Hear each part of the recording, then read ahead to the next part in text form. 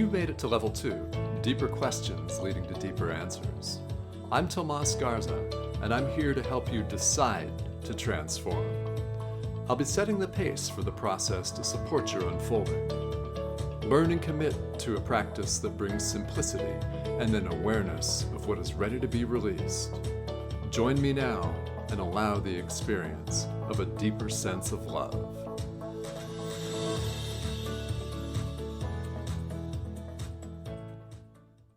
Hello, everyone, and welcome to Decide to Transform with the monthly executive contribution of Master Spiritual Teacher G.P. Walsh.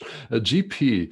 joins me here every month on the show, and we've got a very interesting and very fun and highly interactive, frankly, show in store for you here today. GP, we were talking in the last recording here about your own spiritual practice and some of the traditions and practices that have informed your own journey. And one of those was the tradition of Advaita Vedanta, which is something that's really, it's a centerpiece of your practice, yet it's very little known. So I thought that we would just start off today by having you walk us through what that is, what that's all about. What is that anyway? Yeah.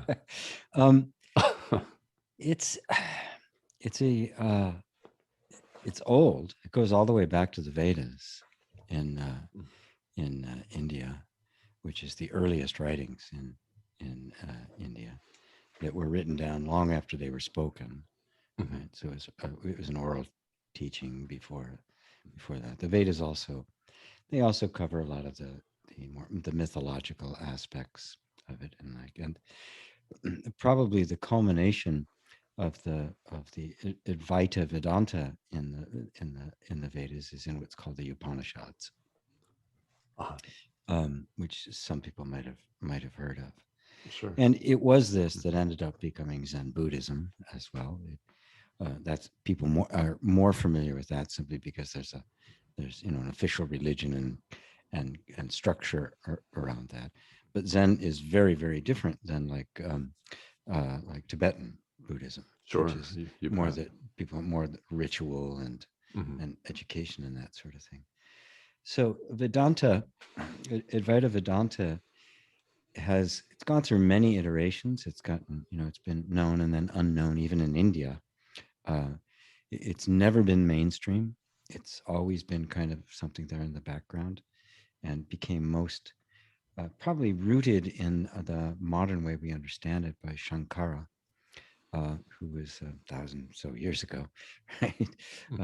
And then the non-dual inquiry, as I came to learn it, really came from Ramana Maharshi, who died in the early 1950s, who was a great Indian sage, as well as his contemporary Nirsigadana Maharaj, Atmananda, Papaji, who was a student of Ramana, and Muji, which many people know, was a student of Papaji, and Muji is my teacher, actually. So there is the lineage from Ramana to Papaji to Muji to me. Muji is a non-dual teacher. He teaches Advaita Vedanta and self-inquiry. I mean, every teacher has their way of doing it. And Muji is also probably the best known, certainly most televised non-dual teacher in the history of the world, right? Okay. With literally thousands of videos on YouTube and millions of views. And he's just such an interesting and charming fellow to listen to him speak, because he's not Indian, he's Jamaican, right? As in this tradition. So he's very personable and very approachable. But it is of the same lineage. To just describe a little bit of what it is, it's non-duality, right? Okay. And people have heard that phrase, non-dualism, non-dual teaching, that sort of thing. It derives from the phrase Advaita Vedanta, right? which is a Sanskrit word, which means Advaita means not two, not divided, right? Divided, divida, Advaita. It's not an easy thing for the English mouth to say, to pronounce it correctly. And if you put in front of it, it means not, no matter what it is in Sanskrit. Okay. So it simply means not to, and it's actually a beautiful way to try to express what in fact is very popular in people's minds, and that is the idea of oneness, Sure. of unity, of interconnection, and all of that kind of stuff. Yes. The thing is that we tend to think of oneness in terms of kind of many hanging out together. Right? So we have kind of a literal idea of one as opposed to many, right? Which is just the normal way the mind works. That's the way discursive reasoning works. Everything is defined in terms of something else, right? You don't have short without tall. You don't have up without down. You don't have night without day, right? Everything comes as pairs of opposites. And you can see a union in the pair of opposites. And the way that got expressed in the Sanskrit was not by using the word one or oneness. They wanted to even be more subtle and point to something even more subtle than our sense of oneness, which is many as one. They said, it's not two. Yeah. Which now leaves it very open-ended for us to kind of, what do they mean by that? You can do it with anything. They would say, we'd say day and night, right? Right. And we'd say, oh, there's a oneness between the two. And they'd go, no, they're not two. That's a very different way of thinking about it. Tall and short are not two. Yeah. Male and female, not two. It opens up a very different way of pondering deep spiritual truth. And that's what it's pointing at, right? Because the ultimate spiritual truth can't be put into words. Yes, that's right. They say it in the Tao. The Tao that can be spoken is not the true Tao. Yeah. How do you express one without a second? You can't describe it because there's nothing else to describe it with. It has no peers. It has no opposite. It's a realm of inquiry that in the West is completely foreign to us. We don't think about it at all. But it is transcendent of all conceptual categorizations. It cannot be, not only can it not be spoken, it can't even be thought. Yes, right. Yes. So how in the world do you approach something like this? And I guess the first question somebody would ask is, well, why? Why would we even bother? Okay. Well, yeah. Why would you? Let's because what it's pointing at is the essential unity, the essential oneness that I think is at the heart of all true religion. It's at the heart of all true spirituality. It's at the heart of all philosophy. Hell, even science is looking for the unified field theory, right? Right. There is this sense, even in the most materialistic of sciences, that at every level of perception, you find an appearance of something smaller, right? So the human body, to our, as we look at it, every day to day, looking in the mirror, looking at your buddy or your spouse or something, there's this one thing there in front of you, right? But if you zoom in at a different level, you find literally trillions of cells, working together, responding together. Yeah. And each one of those cells, we don't think about this normally, but each one of those cells is a living entity. Sure. It's not a little piece of machinery. It's alive. It has a life cycle, right? It's going to die and it's going to be replaced by something else. So when on one level we see the body and we see it, but that's only an appearance of this enormously complex cooperation of individual entities. So at that level, if you zoom in with a microscope, there's no body. There's just a bunch of little things that are kind of dancing together, right? Yes. And if you take any one of those cells apart, you find a whole bunch of molecules, literally billions of molecules that make that up. So now you zoom in again.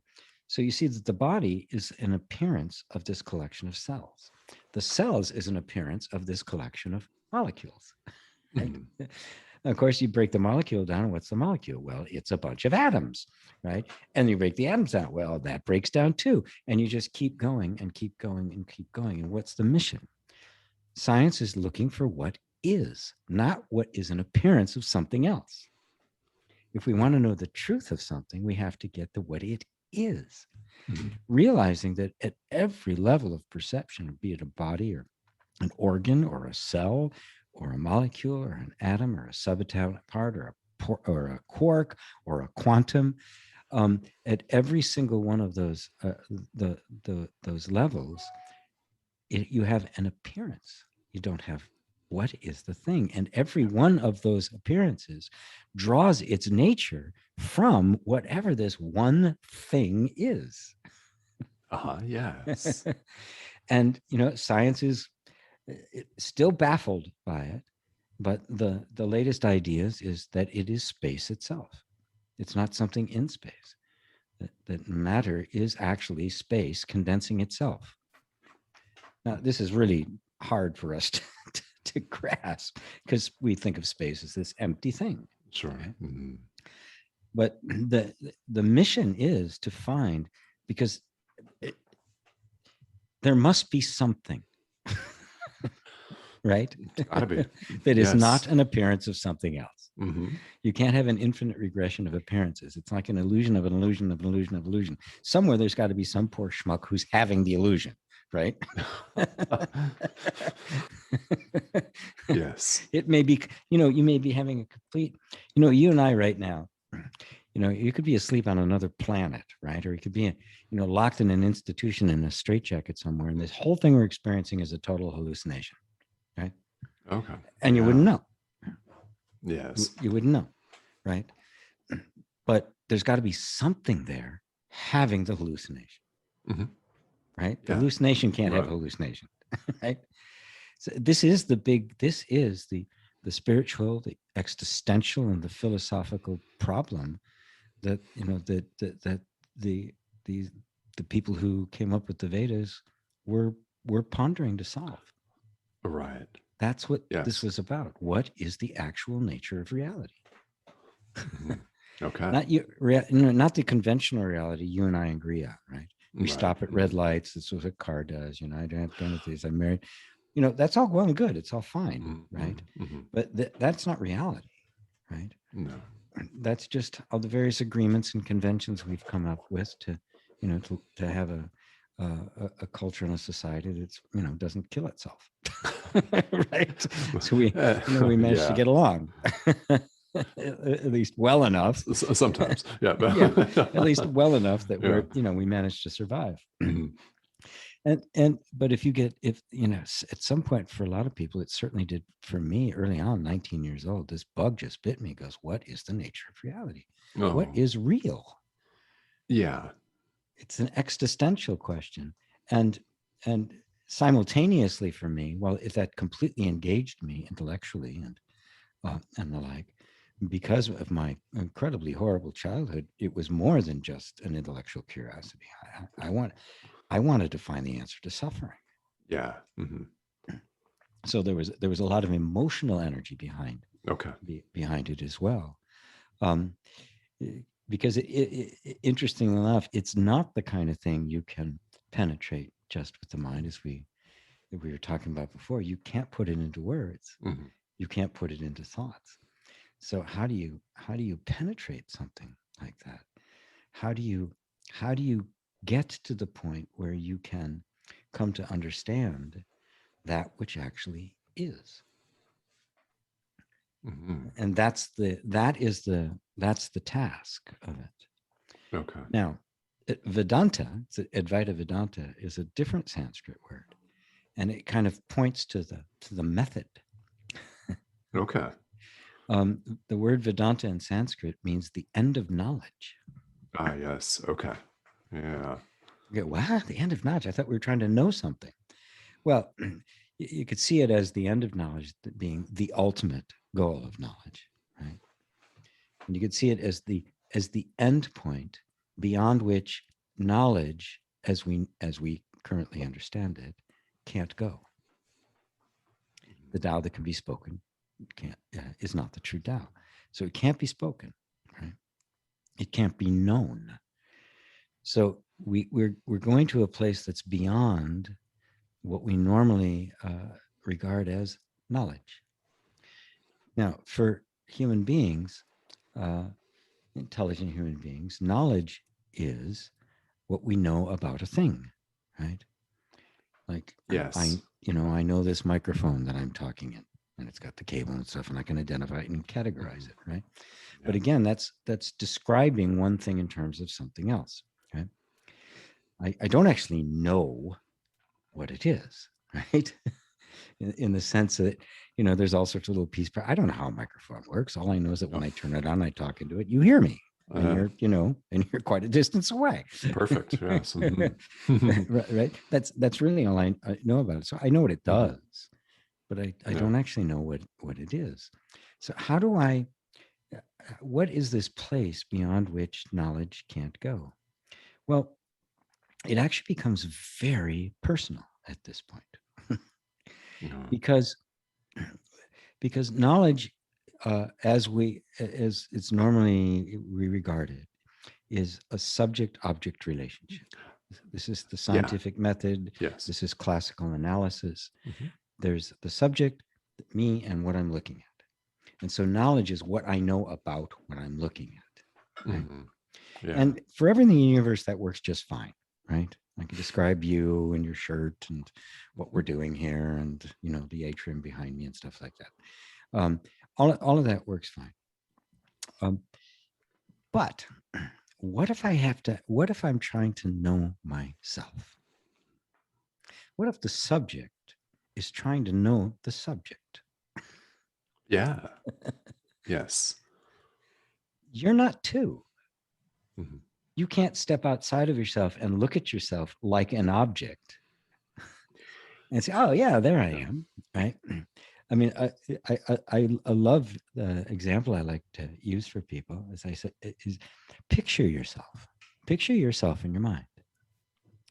And people will picture themselves, it'll probably be maybe, waist up, right? What they look like in a mirror, maybe further away, but usually about 5 feet away, the way I'd look in a video or picture or something like that.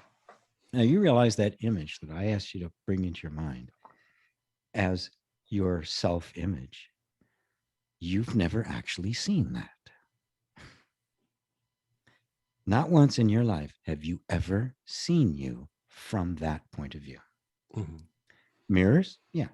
Pictures? Yeah. Videos? Yeah. But never directly yourself. So what do you look like from a distance of 0?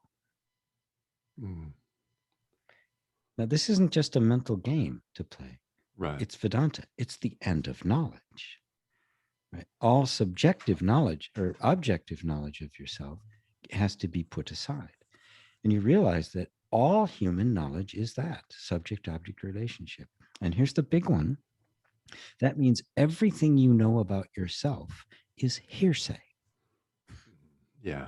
Everything you know is secondhand information that is nothing but how others perceive you. How do you know yourself? Well, this is where knowledge, subject-object relationship of knowledge ends. Yes. And they actually have another word for it in Sanskrit for a different kind of knowledge. It's called jnana, J-N-A-N-A. Yeah. J-N-A-N-A, jnana, which is one of the yogas, by the way. Yes. And it stands for the sublimation of wisdom. That's literally what it means. Okay. And now you're in the realm of prajna, which is another word for wisdom, and the one the Buddhists like, prajna, jnana is another word for wisdom or true knowledge. Right. So this is the knowledge of myself, not gained from an external source, but only from myself. The direct knowing of myself. Yes. Okay. So it's a completely different thing. So this is how do I, knowing myself as not two, the undivided true knowledge. Now, to me, this is the essence of all religious inquiry. It's the essence of all spirituality. It's the Yeah. essence, it's the whole enchilada, to know who you are. That's why you hear that a lot amongst non-dual teachers, including myself, to come to know who you are. This is what it's pointing at. Not describing myself, I'm GP, I'm 69 years old, I live in Seattle, I've done all this stuff, right? Yeah, great. But who are you, right? Mm-hmm. I can go all the different attributes, right? But I could tell you about the rose and how it smells, but what about the actual rose, right? Mm-hmm. It's I can tell you about an orange all day, but if you want to know an orange, take a bite. Direct knowledge of yourself. This is what the whole non-dual path is about. And because we've been so educated into thinking of ourselves as just another object that we get to know about, and that self-knowledge is somehow all this stuff I've collected over the years, Yeah. right? that Yes. that's me, that I don't even know how to go about it. I don't even know how to approach it in a different way. So this is the scientific method, only it's not classical analysis. It is the subjective self-examination. Okay. It Yeah. is self-inquiry, Mm-hmm. knowing yourself directly from what you really experience about yourself, and not Yeah. what what you've believed you're experiencing. Yes. Okay. Yeah. Would you say some more about the difference between those two? Well, it's like when I asked the question, I suggest that you bring to mind, picture yourself, Mm-hmm. right? Yes. And then you realize that you've never actually seen that. You're walking around with that as a self-image, an image of someone you've never seen. Mm-hmm. Yeah. So I would then say, okay, so you now have to put aside that self-image. Okay. What do you actually experience of yourself? Now, when you really do that, and meditation is one of the key tools for doing that, Sure. is you begin to realize that, well, what I actually experience is just kind of, there's this presence, Mm-hmm. there's kind of this flow of energy, um, there's feeling, right? Right. Now my attention is coming more inward, and it's more focused on what I'm experiencing internally, the feelings and the like, rather than some image in my mind I'm holding of myself, which is far more direct. Just feeling your body is more direct than a thought about you. That feeling of the body is closer to the truth of you than that image you're holding, Sure. Yeah. right? Because Mm-hmm. it's a direct feeling. Mm-hmm. So that's really where it starts. And you can see that in that process, what you've done is attention has gone from the focus on external objects and conditions and that sort of thing, and it started to move inward. This is what I really mean by turning inward. It's not actually, in the body. I mean, we're not going to go look at pancreas and stuff, right? Um, Cool. you're turning attention away from everything that is external to you, Yeah. right? That is objective, right? With the only intent is to try to come to experience the pure subject, the Mm-hmm. one who's having the experience, not the experience. Right. Rather than defining ourselves through our experiences, how do you define yourself as the one having the experience? Mm-hmm. And then here's a big one. Can the one having the experience be experienced?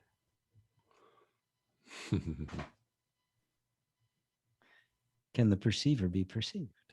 Yeah. All right. Look closely, go, no, it can't. Yeah.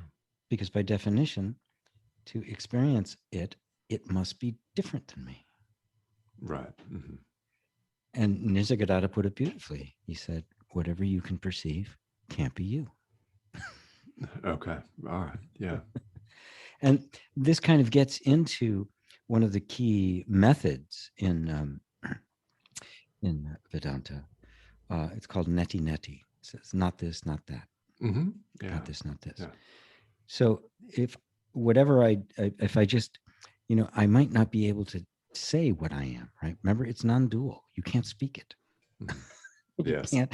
It's the Tao. You can't say what it is, because the moment you say it, it's not true. You've turned it into an object, right? Mm-hmm. So what then do I do? Well, it's a very interesting practice where you are simply rejecting everything you're not. All right. That's it. Since I can't actually know what I am, I can only be what I am. Mm-hmm. I simply reject all knowledge that defines me in any way. All knowledge. All right. Yeah. I'm a nice guy. I'm not a nice guy. Reject them both. I'm a guy. Reject it. Mm-hmm. In Buddhism, they call it the great doubt. Doubt Yes. everything. Yeah. Okay. And literally everything we're talking here. Literally everything. Everything. Mm-hmm. Everything you've ever been taught. You were And born. Was I? We just no. assume these things, right? Right. Rarely does the teacher come along and tell you to, were you? Were you born? Were you in fact born? Are you in fact in Seattle, Washington? Now it seems like, oh, come on, it's crazy. Of course I was born. Well, the best you can say was, I don't remember. Mm-hmm. That's the most honest thing you can say. Yeah. Yeah. I don't remember. They told me I was, Mm-hmm. right? They gave me the little cake and the candle every year to celebrate it. Yes. And I enjoyed it. And it was great. You can get presents and things like that. Yeah, it was fun. I had my friends over and, mm-hmm. It was great. Did it actually happen? Were you ever really born? And, you don't start at questions like this, right? Okay. No. But you have to realize that everything becomes, is up for grabs. Everything's on the table. No stone gets left unturned because we're after the truth. We're trying to find that which is, not which is an appearance of something else. To understand things as they actually are. Who am I? And is this I that I am something that was born at a particular period of time, or is it immortal? Am I actually immortal? Oh yeah. Yeah. Mm-hmm. And it seems kind of strange. How can I arrive at that by just saying everything I'm not? And because what happens is that shift begins to take place where you begin to be looking at things subjectively rather than objectively. Right. And it begins to pierce even deeper. So as we move inward, just by closing your eyes in a meditation, you've cut off 80% of the information you're normally getting from the world, right? Oh yeah. Yeah. And so instantly attention goes inward. And our attention is just, like a flashlight. It's looking for something to focus on, right? It never really sits still. So then it's going to start focusing, bringing into attention feeling, the realm of feeling, sensation, feeling, as well as thoughts. You'll see thoughts, a feeling will come up, there'll be a thought about it. And if you look long enough, you'll see this continuum between thoughts and feelings and the like, and the way they flow. This is also a very therapeutic place. This is where I use inner reconciliation, so that you can be increasingly present with them when they stop being so negative and stop being difficult. The more you can allow it, the difficult stuff can begin to pass through, and it goes into deeper and deeper levels of self-awareness, to the point where eventually you begin to realize that, wait a minute, thoughts, emotions, and sensations, while they're very intimate and close, there's something looking at them as well. Sure. Oh, They're yeah. coming and going. I'm not those either. Yeah. Because there's something here looking at them.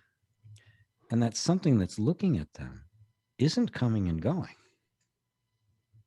It isn't, Yeah. if it was, the thought would go and you'd be gone. Boom, done. You'd cease to exist. But there's something even subtler than the internal experience of the body and the emotions and the thinking. There's something even more subtle there. Yes. Now, take away the thoughts and the emotions and the sensations. Can you describe that thing at all that's watching them? No, no, you can't, because if you describe it, it's not the real Tao. You're just watching it. It's then you're watching something try to describe it. Right? Well, that would make that the Tao, wouldn't it? You cannot describe it. That would mean that's you. Pure you.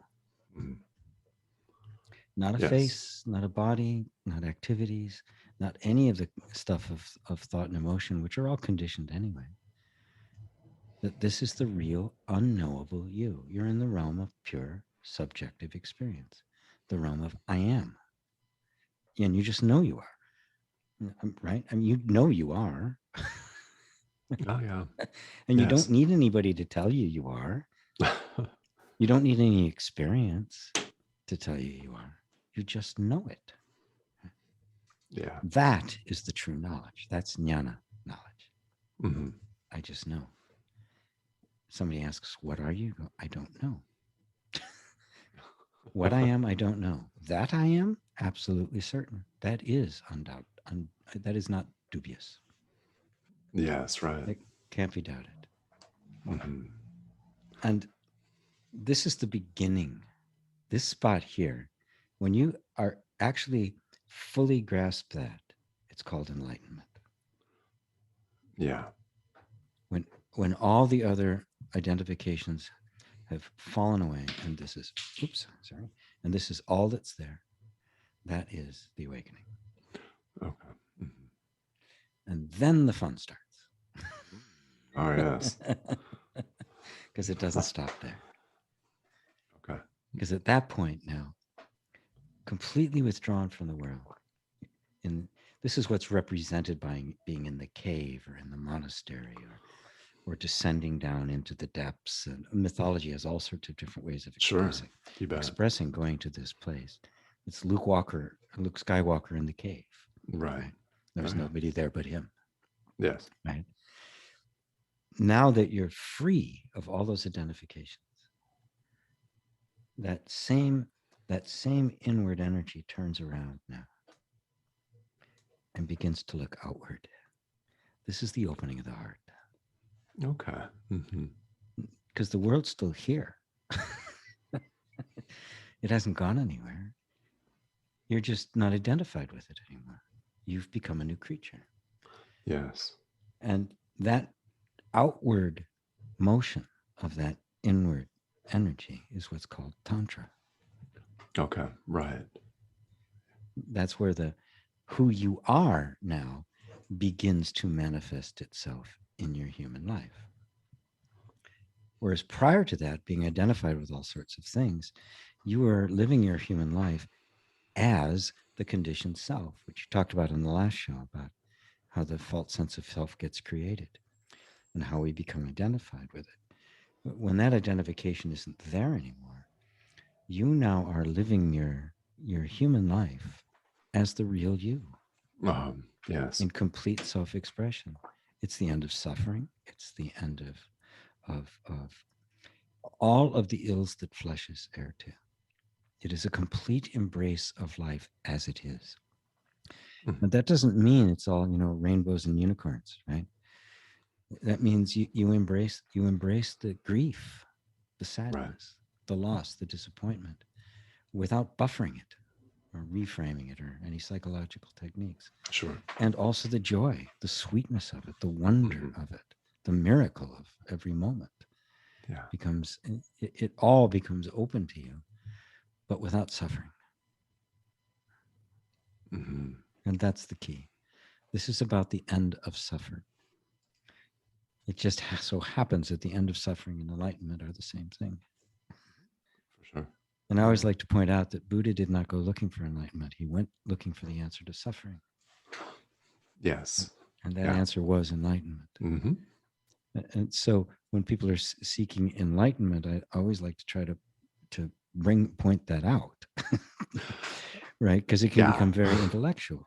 And I've tried to present this, while it is intellectually very precise. You know, Vedanta doesn't leave a single stone unturned. Yeah, no, right. Nor does Zen. That's not its purpose, is to just give you to be a pundit, right?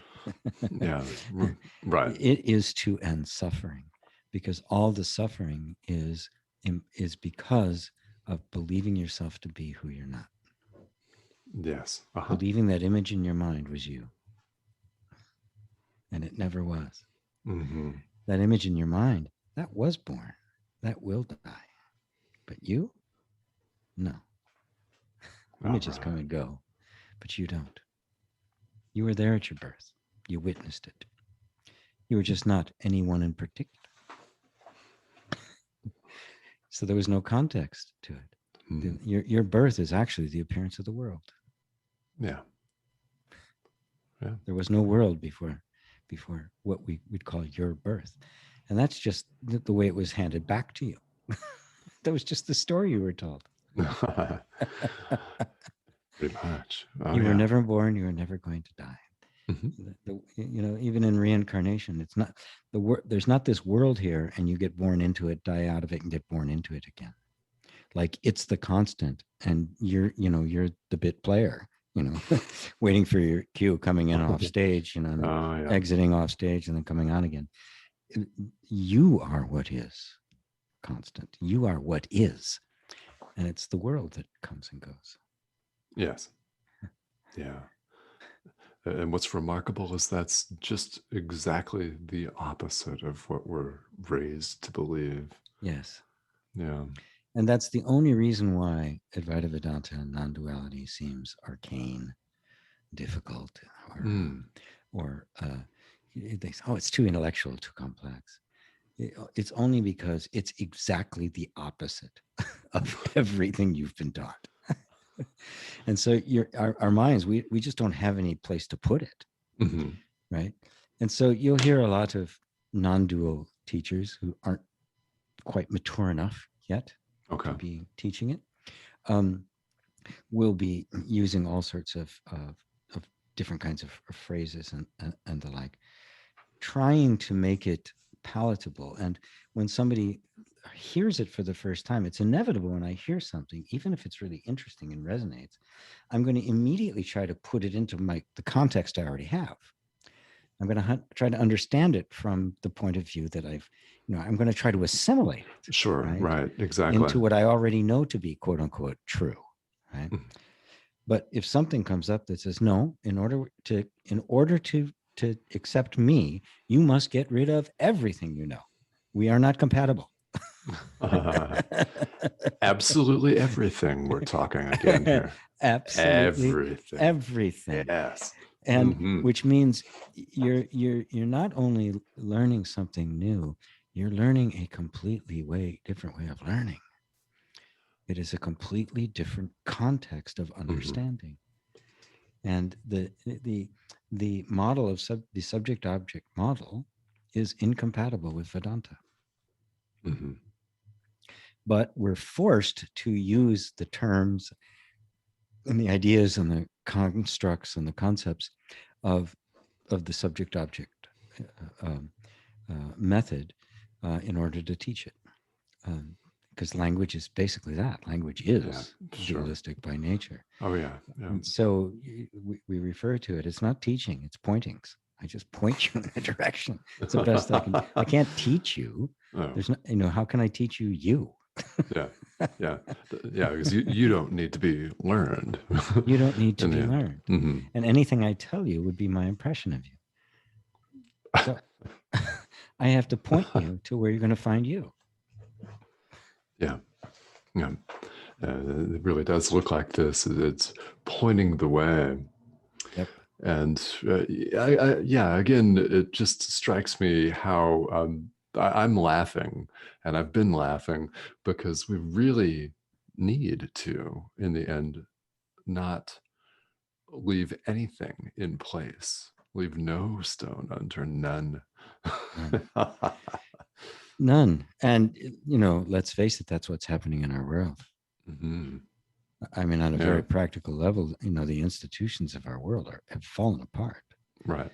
Right. And, there's a whole school that we're just going to try to make them better. Right. Oh, they just need some tweaking here and there.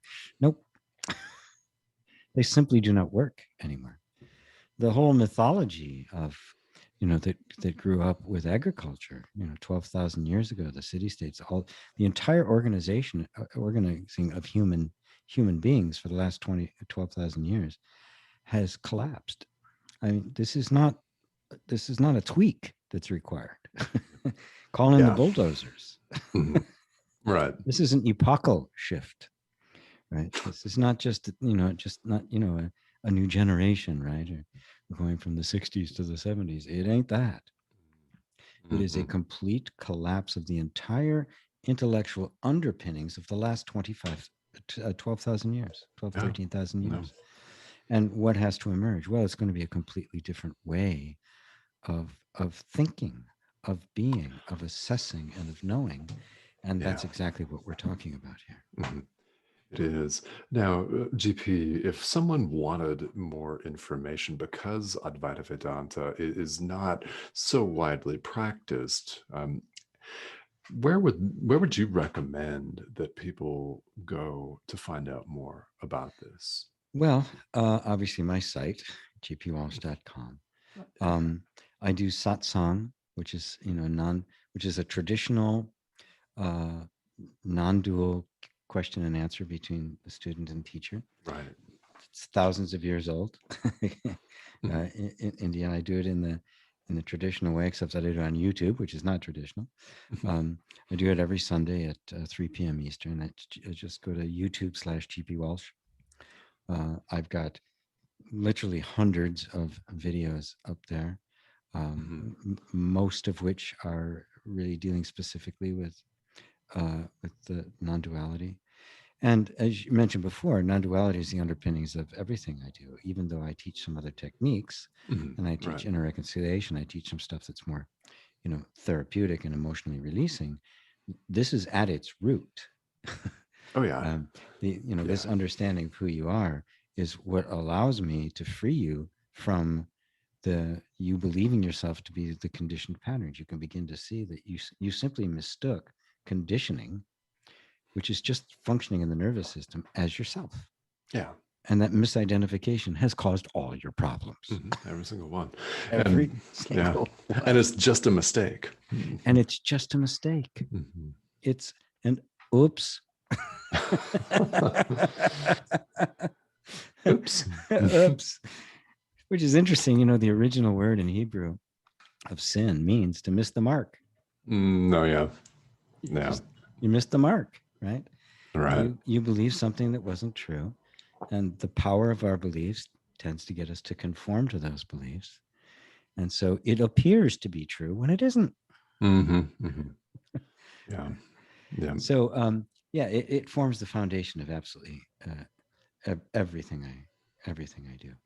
Yeah. Yeah. And of all of the things that you do, this is something that I've been looking forward to asking you about in greater detail. So I really appreciate this. And I know the listeners will get you understand a lot. this, you'll understand the rest. You'll understand everything. Oh yeah. Yeah.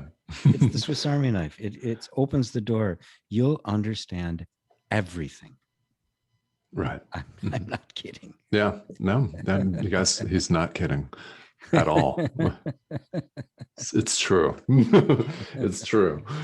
And you can find more information at gpwalsh.com. And again, on YouTube, on GP's YouTube channel, there are hundreds of videos of satsang with G, the traditional question and answer in the tradition of Advaita Vedanta.